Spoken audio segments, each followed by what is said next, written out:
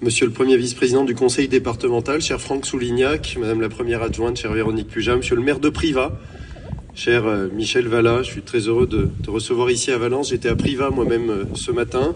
Je veux saluer l'ensemble des élus régionaux, départementaux, municipaux, saluer les représentants des autorités civiles, militaires, religieuses, dont évidemment les églises d'Arménie, saluer les représentants du C24 et dire à Georges Rasclan ma fierté de l'avoir dans mon équipe municipale, saluer les associations arméniennes et patriotiques.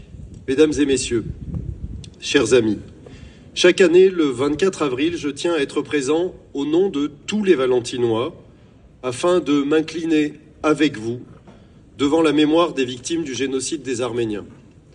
En ce jour, je me dois de redire à nos amis arméniens que nous n'oublierons jamais les tragédies que leur peuple a traversées, les atrocités subies il y a maintenant 109 ans, des faits dont nous connaissons la vérité, la source, mais aussi les causes.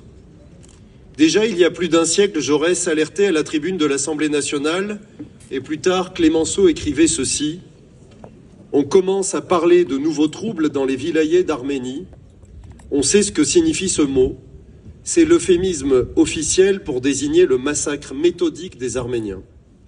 Il y a 109 ans, en effet, une haine destructrice, savamment mûrie depuis des décennies, a voulu exterminer une population.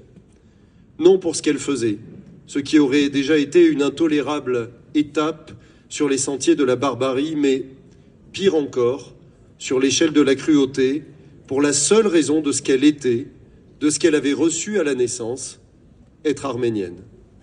Ce 24 avril 1915, 650 Arméniens, journalistes, enseignants, avocats, médecins, étaient arrêtés à Istanbul, déportés et pour la plupart assassinés.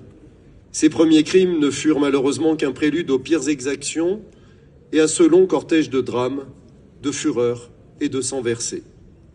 Car après les grandes figures politiques et les intellectuels, c'est le peuple arménien tout entier qui sera méthodiquement anéanti à travers toute l'Anatolie.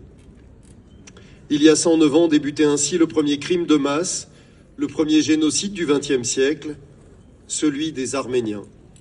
Un peuple entier humilié, déraciné, chassé de la terre qu'il avait vu naître, et ce chiffre terrible que personne ne doit jamais oublier parce qu'il continue de hanter la conscience de l'humanité, 1,5 million d'hommes, de femmes et d'enfants massacrés. Pour notre honneur, dès le 24 mai 1915, la France, la Grande-Bretagne et la Russie dénonçaient des crimes contre l'humanité et contre la civilisation.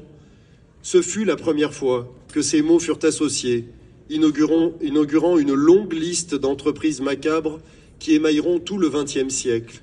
La Shoah, les crimes des Khmers, le génocide des Tutsis, et plus encore, récemment, la tentative renouvelée par l'État islamique et ses supplétifs d'exterminer tous les chrétiens d'Orient sur la même route de l'horreur d'Erzor, Raqqa, Alep.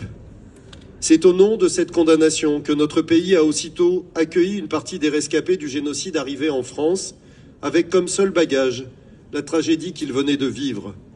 Ils y ont trouvé une nouvelle patrie qu'ils auront à cœur de défendre lorsqu'elle connaîtra à son tour la barbarie.